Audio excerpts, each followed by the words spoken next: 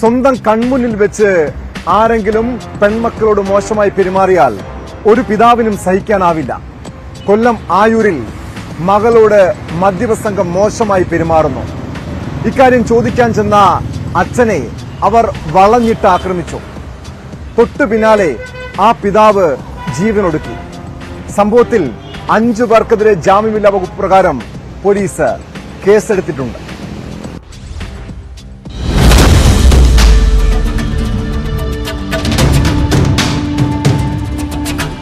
കൊല്ലം ആയൂരിലെ അജയകുമാറിനെ പോലെ ഒരൊറ്റ നിമിഷം കൊണ്ട് നിരാശ്രയത്വത്തിൻ്റെ പടുകുഴിയിലേക്ക് വീണുപോയ മനുഷ്യർ നിരവധിയുണ്ട് നമ്മുടെ നാട്ടിലെമ്പാടും.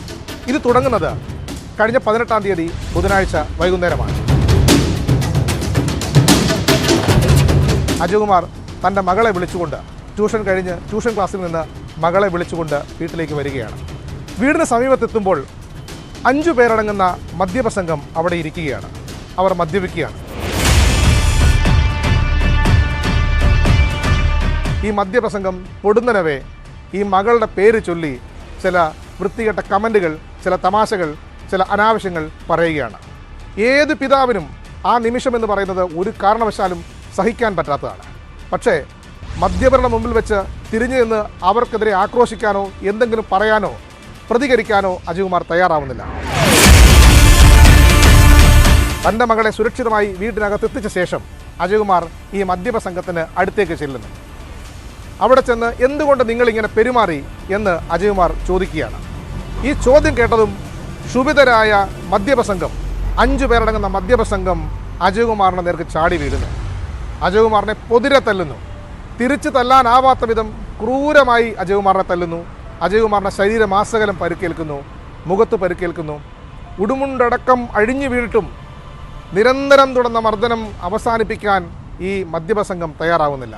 ഏറെ നേരം അടിച്ചും ചവിട്ടിയും തൊഴിച്ചും അജയകുമാറിനെ അവശനാക്കുന്ന സാഹചര്യം അവിടെ ഉണ്ടാകുന്നു. ആ രാത്രി കടന്നു പോകുന്നു. അടുത്ത ദിവസം പകലാകുന്നു. അങ്ങനെ 19-ാം തീയതി, അതായത് വ്യാഴാഴ്ച എത്തുന്നു.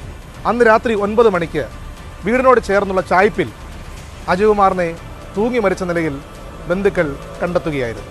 കൊച്ചിനെ ട്യൂട്ടോറിയിൽ നിന്ന് ട്യൂഷൻ കഴിഞ്ഞ് കൊണ്ടുവരുന്ന സമയത്ത് വീടിൻ്റെ അയലോക്കത്ത് വെച്ച് വരുന്ന വഴിയിൽ വെച്ച് മദ്യപാന സംഘം പള്ളു പറഞ്ഞ് കൊച്ചിനെ കളിയാക്കി. അത് വീട്ടിൽ വന്നിട്ട് ചോദ്യം ചെയ്യാൻ ചെന്നപ്പോൾ അവർ മർദ്ദിക്കുകയാണ് ചെയ്യുന്നത്. മർദ്ദിച്ച് അവശനാക്കി കണ്ണിൻ്റെ മുഖം മൊത്തം അടിച്ച് ശരിക്ക് വളയിട്ടാണ് അടിച്ചത്. വീട്ടിൽ വന്ന് പിന്നെ മിണ്ടാതെ റൂമിൽ കയറി കിടന്ന് പിറ്റേന്ന് ഒരു ദിവസം കഴിഞ്ഞ് പിറ്റേന്നാണ് ഇതിൻ്റെ മനംനൊന്താണ് അനിയൻ ആത്മഹത്യ ചെയ്യേണ്ടത്. ഈ മദ്യപസംഘത്തിലുണ്ടായിരുന്ന അക്രമത്തിന് നേതൃത്വം നൽകിയ 5 പേർക്കെതിരെ ജാമ്യമില്ലാ വകുപ്പ് പ്രകാരം കേസെടുക്കുന്ന സാഹചര്യമാണ് ഈ വാർത്തയുടെ ഏറ്റവും പുതിയ സംഗതി. ക്യാമറമാൻ ഷിജു ചവറയ്ക്കൊപ്പം ഷാനോസ് ഡേവിഡ്, ന്യൂസ് 18 കൊല്ലം.